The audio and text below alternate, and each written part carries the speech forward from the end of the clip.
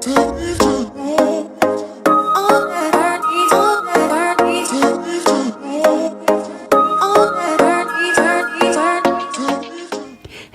y'all, it's Juanita Coley, the founder of Solid Rock Consulting, where we help call centers implement technology, optimize the technology that they currently have in place, and build better workforce management teams.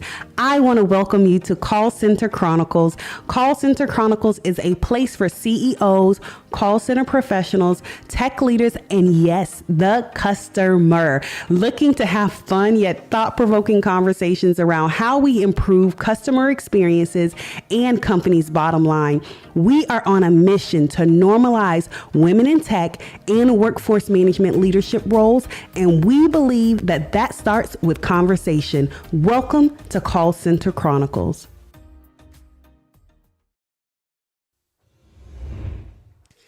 Hey guys, and welcome to another episode of Call Center Chronicles. I am super excited. You guys already know we are in season 4 and we are continuing the conversation around the future of work, all right? And what that really means from an employee experience, customer experience, human experience, so I'm always talking about, these buzzwords that we have when we talk about, future of work, customer experience, employee experience. And, I've surmised it all for in my mind to really boil down to, we should be talking about human experiences, because when we talk about human experiences, if it goes back to the golden rule, treat others how you would want to be treated. If you don't want to be on hold for a gazillion years, don't put people on hold or allow people to hold for a gazillion years. Address the root cause of what that is, right? When we're talking about the scope of contact center.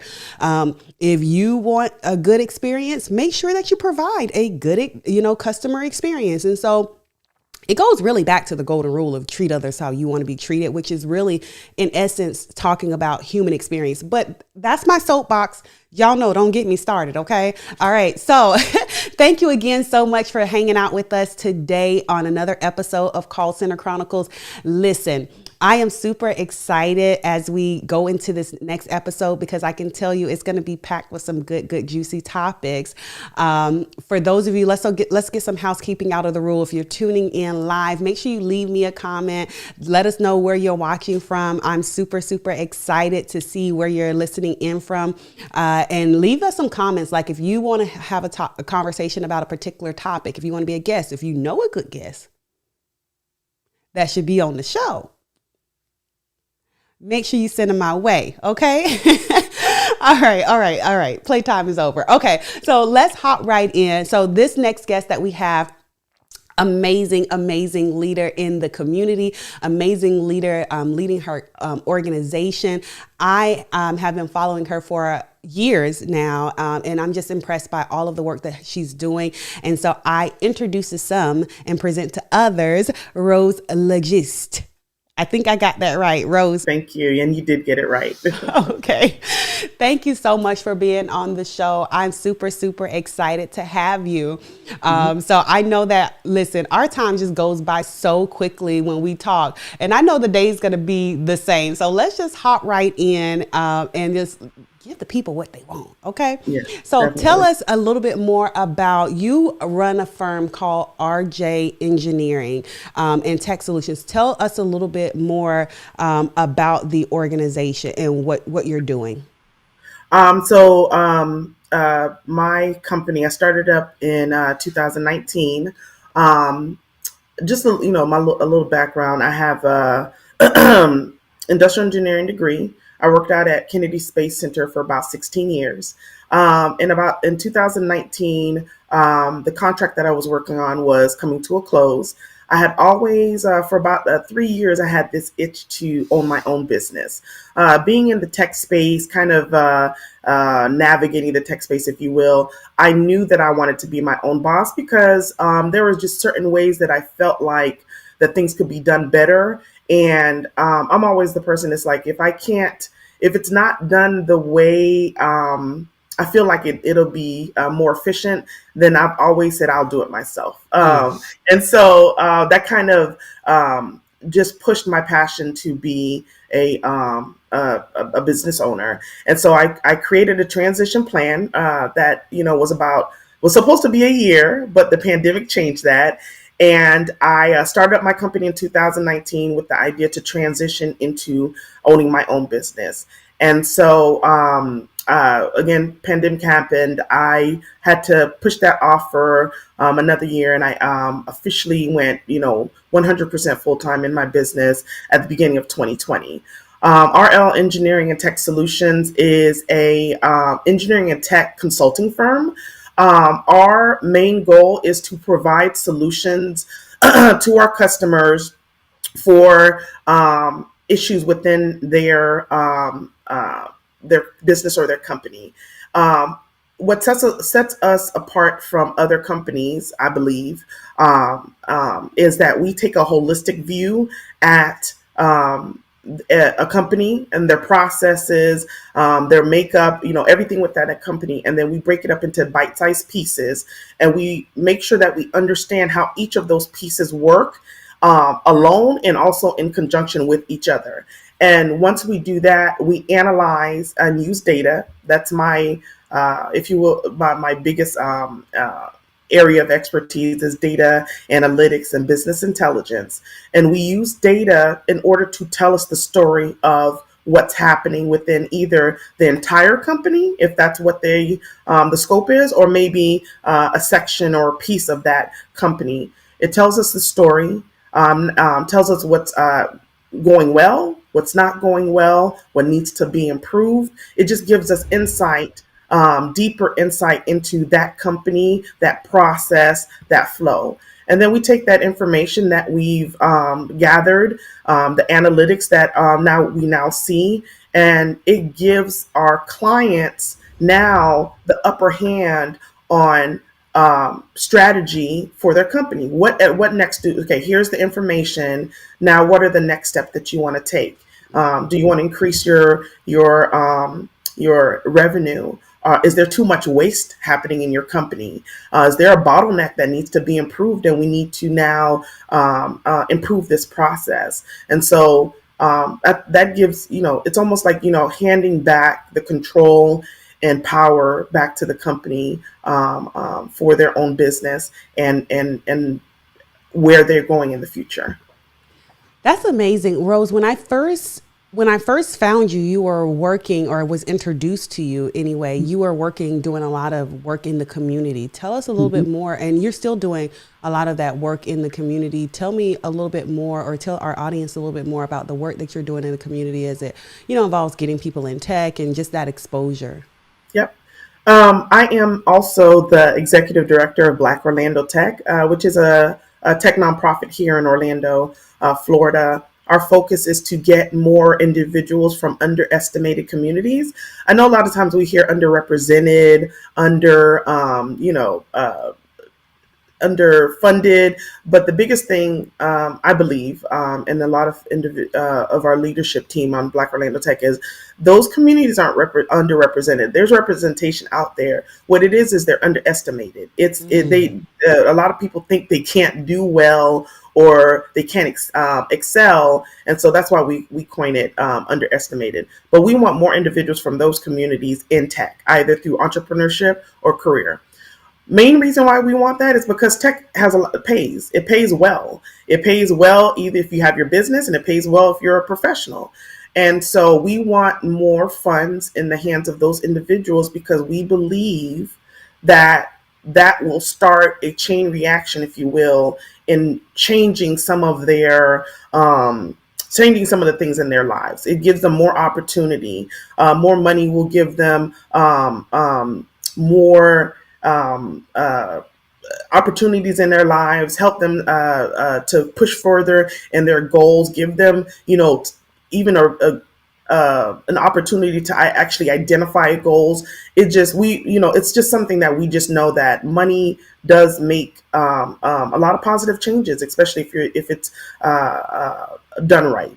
And Right. so, Because it's a resource, essentially, right? Like the more I exactly. have access to more resources, right, Exactly. That's then the exactly more what I'm it able to be able to do, right? I'm able is. to Exactly. expand, I'm able to learn more, right? Like if I have access to the resources to education, then I can learn more. If I can learn more, then I can improve, I can do more. So I Yeah. definitely get it. You know, one thing that you just said that was like, I've never heard it like that. You Hmm. probably already know is not under representation, but Hmm. underestimated. Like dig Hmm. into that for me a little bit more. And and it's so true. So I love the statement, but dig into that a little bit more for me. That's so good. And the reason I say this is because you and I know when we hear, oh, there's not enough black women in tech, and Oh yeah, and it's we're sitting plenty. here like, we know a whole bunch of them. So when I hear about, you know, underrepresented, I'm like, no, I see a lot of representation. What it is they're not given platforms so that other people can see them. And why are they not giving the platforms, or why are they not getting the opportunities to go out there and be seen and show themselves to the communities that need to see them? It's because individuals at with the control and the power underestimate what they can do. And even that I find funny, because it's like data proves that we are change makers. We are innovators. When you think about innovation, Mm. where does that happen? Oh wow. Innovation does not happen in a space where not so much abundance, but when in a space Comfort of there, where there's comfort, there's no exactly, change. And a lot of times exactly, we haven't been comfortable, so we've had to change, which means we have to be exactly, innovators. So oh man, this gonna hold be a whole nother exactly. show, Rose. This about to be a whole nother show. But that's exactly what it is. Innovation happens in a space of need. And so where does that happen? It happens in these communities. And so innovation will is you we see that all the time. How many times have we seen things come out where we're like, man, we used to do that when we were little. You know, never thought of making that into a business or going forward with it. So, and every time we hear about innovation, you know, the really good stories, they're coming from people who, needed it. You know, they needed to find a source of power because they didn't have a source of power. And I'm talking about the stories you hear from Africa. They needed to find a source of clean water because it's essential for them to live. So, if you know that innovation happens in a space of need, innovation is going to happen in these Mm. communities, why would you not give them the platform, the funds, the opportunities that they need? Because to form what I believe in, it's shown everywhere. The innovation that happens in these spaces benefits everybody. Mm. When somebody from a small village in Africa identifies a way to clean water, to provide clean drinking water from the water that's there, it doesn't just help them. Now it can be taken and replicated in other areas. When you identify a power source that nobody's ever thought of, again, it's not just helping them, it helps the whole world. And so, why would you not just, you know, put as many resources as you can into there? And so that's why I say underestimated. And even when I say underestimated, I find it funny because, again, data's facts, Yeah. basically. Yeah, Yeah. and even to just step down on that a little bit more, I think not only sometimes can we be underestimated, but then when we are given an opportunity, our innovations or our Mhm. ideas are Mhm. scrutinized to a different Mhm. level Yes. than our counterparts. And if there is a measure, Yes. I mean, and I mean a grain of salt or a speck of salt Mhm. worth that is out of order, right? Yes. Then you now take it as your innovation, right? Like, hey, oh yeah, I fixed this and I came up with this idea. Like Yes. I've had that happen to me Yes. before, you know, and so not only is it an issue around being underestimated, it's being Mhm. over scrutinized Exactly. to a point to where when they say, well, we can't find people. No, it's not that you can't find people. They don't want to play your game. They Exactly. don't want to play that game. Yeah. And so when we talk about companies, when we talk about great resignation, Hmm. for instance, where employees are leaving in droves from organizations, part of that reason is because they don't want to play your game. Anymore. They don't Exactly. want to play that game. Like, I can go drive Uber, Yep.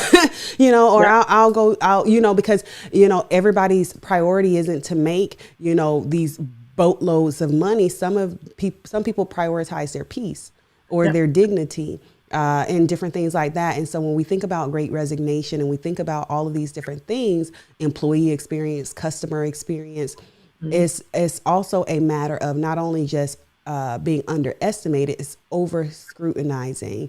Exactly. And if it's one thing if you have to be meticulous about a process, then do that Hmm. across the board, Exactly. right? Exactly. Do that Yep. across the board. And so I think that that is a big thing as well. So I love that you pointed that out, Hmm. as it relates to, again, the work that you're doing in the Yep. community while you're doing it is Yes. to make sure that, not only people have access and they know about the field of technology, but Yep. that they're not underestimated, Exactly. Exactly. because that is a huge challenge. But, when I think about being underestimated, it's Hmm. actually one of the things that I've leveraged to my benefit. Exactly. Uh, It's a double-edged yeah, sword. it's definitely a double-edged sword, right? Is Yeah. I know Yeah. you underestimate me, so you don't. I'm the least likely of your thoughts, right? You're not even going to think, oh, this would come from this person, and so Hmm. you're caught off guard when I Hmm. overperform, over deliver, Yeah. and you're shooketh, right? Yeah. Uh, Exactly. and so you're shooketh, Yeah. and because you're like, oh my God, this is amazing. Well, we've always performed at this level. Yes. You just have Exactly. over scrutinized or underestimated. Yeah. So that's really, really, really good. Tell me, I'm super excited. So everybody knows here that I am a call center lover, right? Contact center Hmm. whisperer is the name for a reason, right? So I'm Hmm. a lover of contact center. And it's not so much that I'm a lover of the contact center. I'm a lover of, that was the vehicle that I leverage to really change the trajectory of my life. And so I love making impact in people's lives. Hmm. And I feel like I can do that through contact center. I can do that through technology. So when we think about contact center, tell me, one of the things that RL does is provides access to data, those insights. That's Hmm. huge in our contact center world, right? Making sure we have access to the right data, the right insights.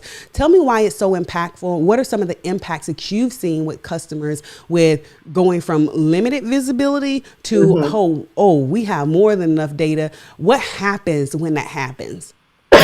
So a lot of times when you're looking at, say, your company and how the flow and how everything is going, there's assumptions made. It's given, and sometimes that surface level visuals or data that you may see sometimes leads you to believe some things that are not exactly true.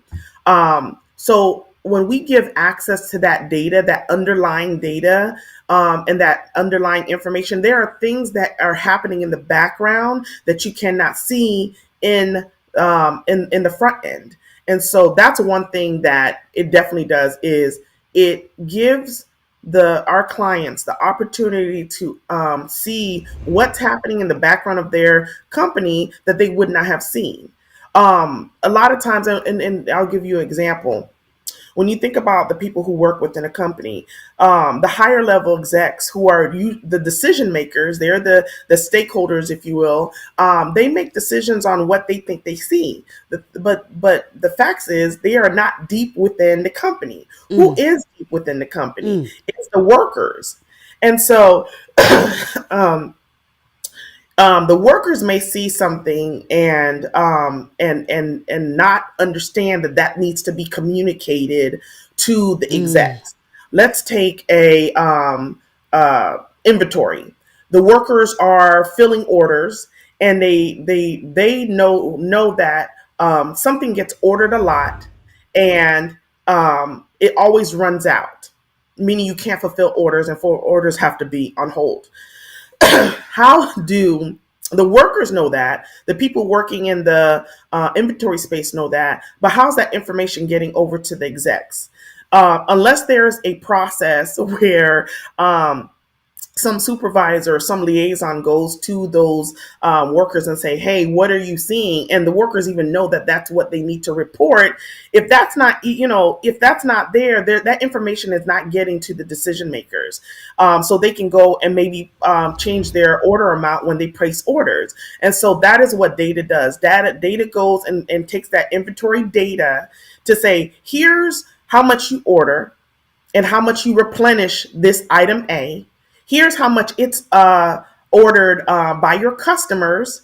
Lay that on a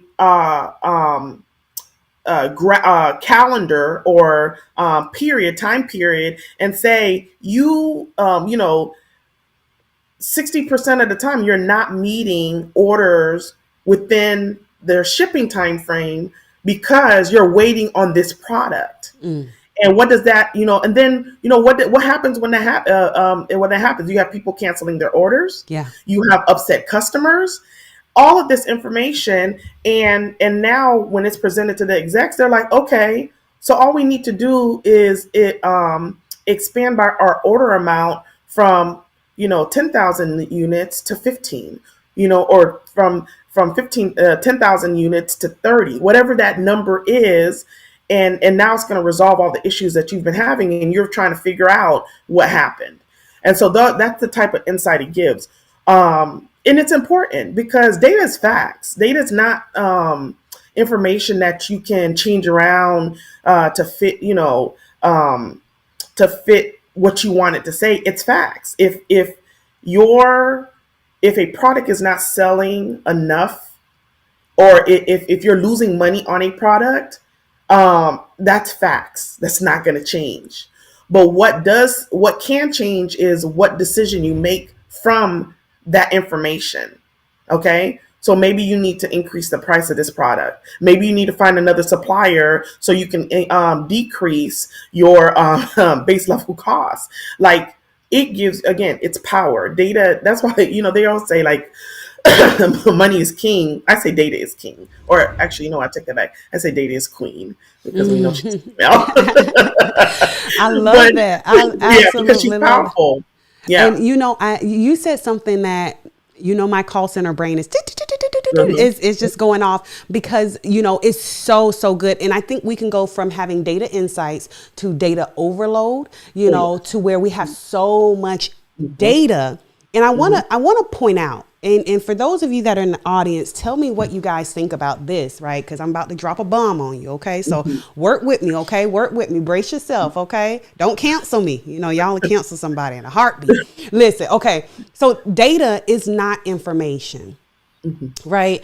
Data is not information. Data is just that. It's the facts, right? Like you said, this is just what it is. But it doesn't turn into information until, you give that data context, until you have understanding around it. Right. And so a lot of times what we're doing, especially in the contact center space, is we have so much data, right? We're just throwing data at people. Where agents got data, you get data, executive team, you get data, everybody get data. But it's not information. I don't know. It's no context. There's no context around it. I can't digest it. Therefore, it's not information.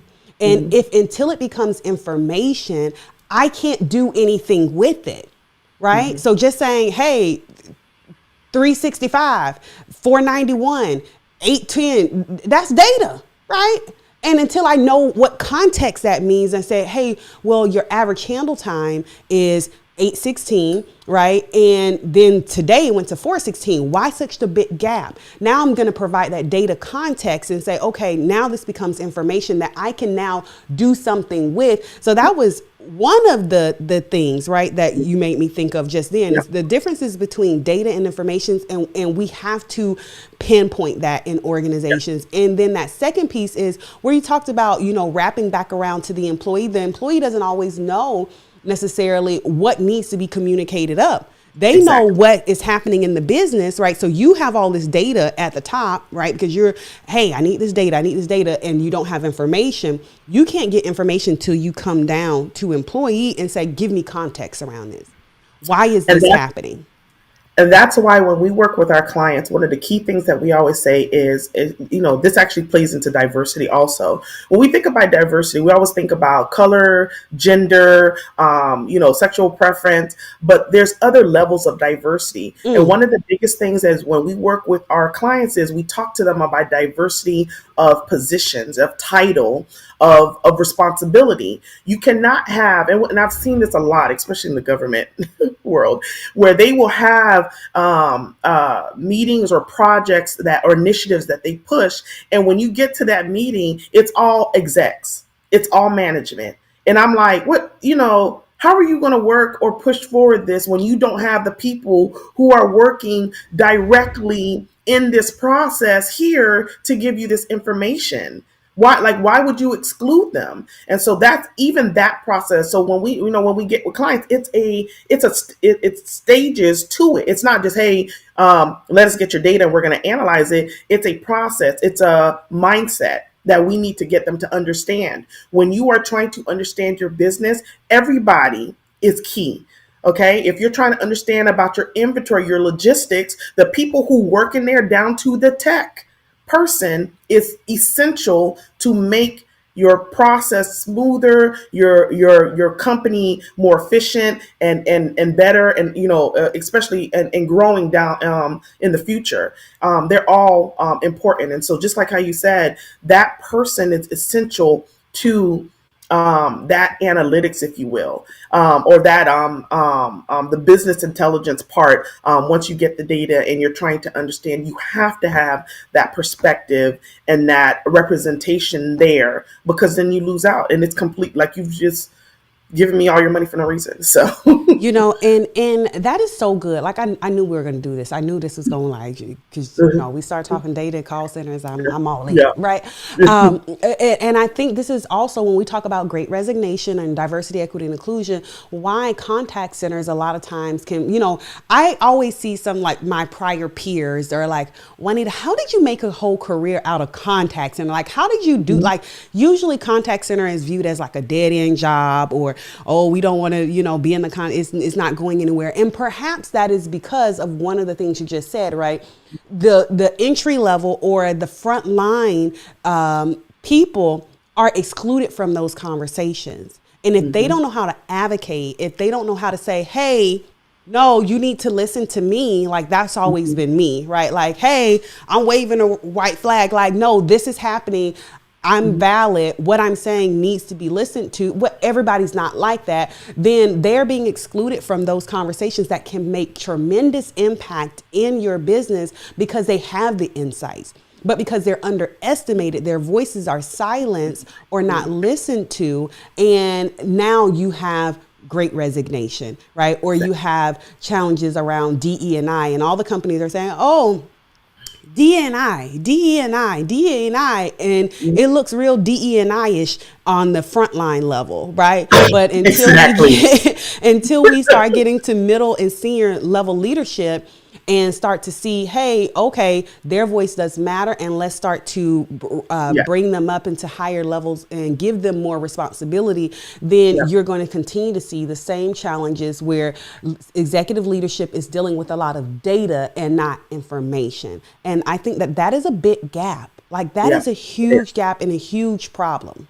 It is. Especially, you made a comment about a lot of folks, kind of the migration out, if you will, or people leaving their positions, because not only is it that money's not a factor on the other thing is that they found a way to make the same amount of money but be at peace. Come You on. know, the Yes. pandemic has shown us that there, especially a lot of individuals who are at jobs that they did not like. I know that feeling.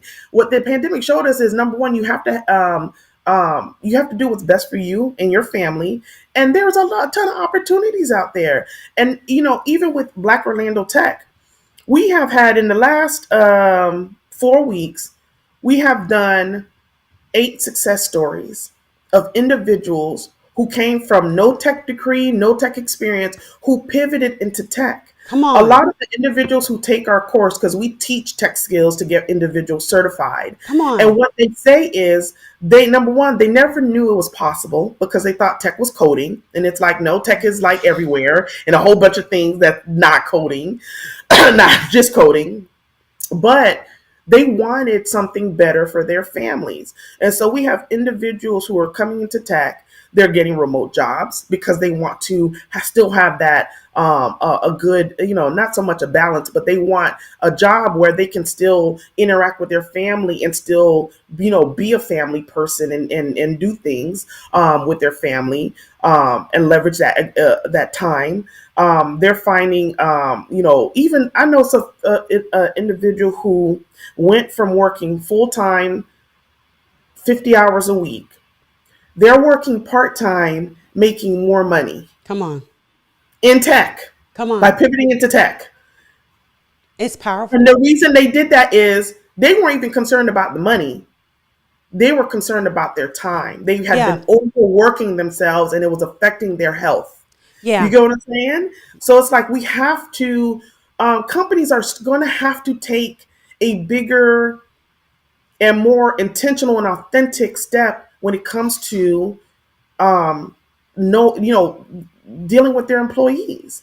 Yeah. Not just for retention, but just making sure, because a happy employee makes for a happy company. And I, again, still don't understand why that correlation has not come together for a lot of these big companies. But when your Well, employees are happy, I think look that at. it has made the correlation, right?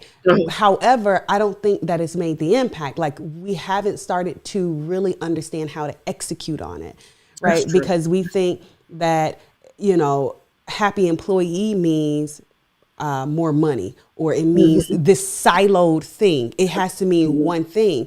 But just like people are, just like, people are dynamic. So Hmm. what is a big thing to me may not be a big thing to you. And so as an Exactly. organization, when we say employee experience, we have to Yes. think much bigger than money, or You're right. much bigger than benefits. We have to think about, okay, the individual, and how do Yes. we translate that to what our company culture looks like. And Yeah. that's a task, right? Yeah. Coming from one CEO to another, right? That is, I Yeah. have to It think is. about, okay, everybody's motivator isn't money.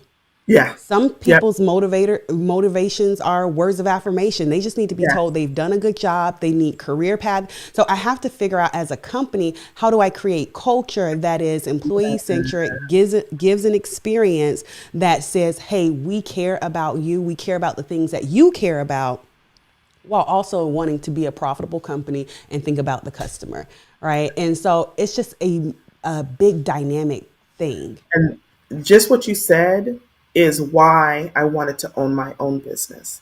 It's because I realized that in the companies that I had worked with, and I knew that I wanted to do it differently because I love people, and I want to make sure that the people who work for me, who work either it be in the nonprofit organization or in my own business, I want to make sure that they are content.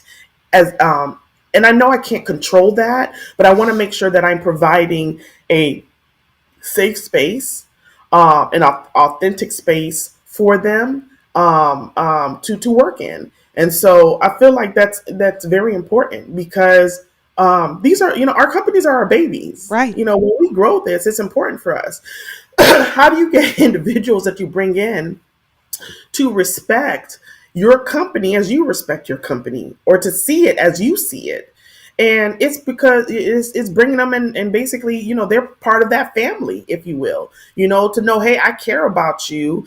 And it's to me, it's just a given that if you care about your employees and you really feed into feed into them, I feel like it's going to be reciprocated. And it just makes for, again, a better atmosphere, like you said, a better environment at your in your company. Yeah, I 100% agree with Mhm. that. I knew that we were going to get down to the bottom of our time. I got a couple more questions, right? Hmm. And then Hmm. we'll wrap. Okay. So Okay. tell me, Spitfire, how does data impact not only, so we kind of talked about how it impacts the company, but how does the two tie to employee experience and customer experience? How does the two tie into employee experience? So, and there's so many answers or so many things to this. Number one is safety. Data will tell you, especially, and again, I speak from the Kennedy Space Center, government contracting world, where sometimes people are working in hazard. Especially my background was a reliability engineer who worked with hazardous materials and hazardous jobs. The biggest thing is safety. We want to make sure that our the employees go home to their families the same way they came. So data gives you insight on that. When you're going and you're collecting data on, when you talk about human engineering, the data are surrounding that. How much time does it take to do this job? What kind of pressure is it putting on the employee? What's a reasonable for the employee, even for your call center? Identifying the data and talking about breaks. You don't want your employees working straight through for a 8-9 hour shift. They need to have breaks. And so when do you schedule that? There's so many pieces to it. It's all about what you identify unique to that company and to that process and to that type of employee in terms of their position and how you can make their experience a lot better. And I think a lot of folks, a lot of companies do not think of making the employee experience better. There's a lot of talks about customer experience, but what is it about employee experience? And the thing is, it's like, again, correlation, connection. If you have disgruntled employees, they're not possibly, and they're dealing with your customers. Guess what? It's going to get to your customers. It's going to be, pushed to your customers. Now you're going to have disgruntled customers. It all ties in. And so making sure that the employee experience on all levels is good. And also the data, when you're talking about, just the benefits that you give to your employees, understanding your employees' culture.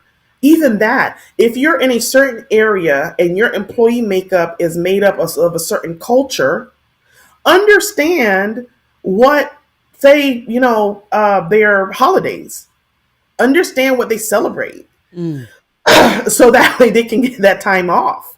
yeah. Um, I mean, we could be here all day just identifying these little pieces, but at the end of it, it's understand your employees down to even their culture, and then respecting that and providing a great experience. Again, there's a lot of people do a good job on customer experience, but I feel like I see very few give that much focus and attention on their employee experience. And it's taking everything in me to not, chime in. I'm like, this is my jam right I here, right? know. Like, when people go down the employee experience and customer experience, I'm like, you're doing this on purpose. You're trying to invoke a response out of me. Right? No, but no, seriously, like when we talk about customer experience, you do not have a customer experience program without employee experience, period. Hmm. Agreed. It's just period. Like I'm thinking about a funny TikTok. So my audience knows that I do these TikToks, and so I'm on TikTok and all these different things. But I'm thinking about this TikTok where a guy called in and they were like having an issue, and they were like, the customer was disgruntled, and they were like, and we're not gonna call back, or we're not gonna do anything else with this company.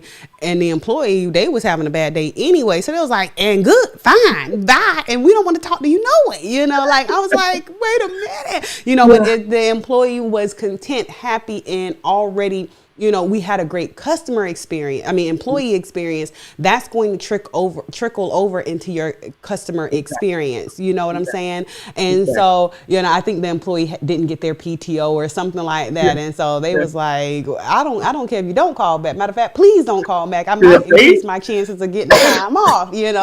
So, I think it is so critical that employee experience is the core of your customer experience. That is my Absolutely. personal opinion, and I am Agreed. a strong believer of it just because I started on the phones as an agent. So I know Yeah. what it is to take calls. I know what it is to take calls for 8 hours. Like, Yeah. think about that. Like, we have a lot of Yeah. people who spin up contact centers, executives that spin up contact centers, and they've done it because it's a profitable business, not necessarily because they've ever taken a call, right? But somebody Mhm. who's taken a call know what it's like to talk on the phone for 8 hours. And if you're dealing with a sales call, if you're dealing with the customer service, a disgruntled call, listen, you better be doing something in your Mhm. customer experience department to keep those employees engaged and Mhm. have good company culture, because Mhm. it's like what is that Chinese method where like they drip the faucet, over? It's like a Mhm. Chinese torture type of thing, Mhm. right? Mhm. Right. It's Mhm. it's it's that. Imagine Yeah. years and years of just Yeah. getting disgruntled customers, or Exactly. always dealing with this same. And if you're not doing something to combat that, no wonder people think call centers are where your career goes to die, Yeah. right? And so Yeah. you have to create company culture that is saying, hey, you're important. We need to pull you into these senior level conversations to give us our data context so that we have information. Uh-huh. We also create career pathing so that if it's something that you want to do, that we can leverage your skills and strengths elsewhere. Let's Mhm. create those opportunities. Like, it's so much we can do around employee experience that has a direct impact on customer experience. One of the things I think that sets you aside, that I know that from my opinion sets you aside, is that you are a CEO who understands the job that the call center individuals do. Not a lot of execs within those companies really truly understand the job that the people, the real the employees and the real big part and important part of the company, what they do. They've never been in their shoes. And so when we talk about collecting data is not just the data that's pinged out through virtually or from the phone calls. You can collecting data can be all right, going and meeting in person, face to face with these employees and getting feedback from them. That is how you can collect that data and then analyze the data. Because especially if you go and you have a employee, say you have 1,000 employees, and you go and you survey or you have an interview, authentic interview with 60% of them, and or all of them, and now you're getting this the information back that a certain, I'm trying to remember because I actually used to work at a couple of call centers. Say, we keep. I know one thing that we identified is the software that they were using kept calling back certain customers that were, would wind up getting pissed off, and it made and the employee said they understood why the customers were pissed off. The customer said, "Do not call them." The employees don't have a control of who gets called. And now they're calling a customer who either said, "Do not call me," or somebody just talked to them, 10 minutes ago. And they're like, "Why are you calling back?" Again, client can't do anything about it. Employee can't do anything about it. But how do you know if until you talk to employees? So having surveys, talking to the employees, gathering that information. Now you need to go and figure out what's happening with this app software that you're using, that why it's doing this. And so that's the type of insight. You wouldn't get that information or that data collected from the software because they're not going to tell you, "Oh, we're messing up." But going and talking to your employees and collecting that data, now you can analyze. And so when we talk about data is not just this one thing that's coming from the software. It's not one thing coming from the back end data warehouse, collecting data from a database. Data can also be the information that's collected through case study, collected through projects, collected through one-on-one discussions where you're writing this down and putting it into somewhere. So data comes from everywhere, and we need to ensure that, again, there's diversity in data and how you Absolutely. collect it and then how you analyze it.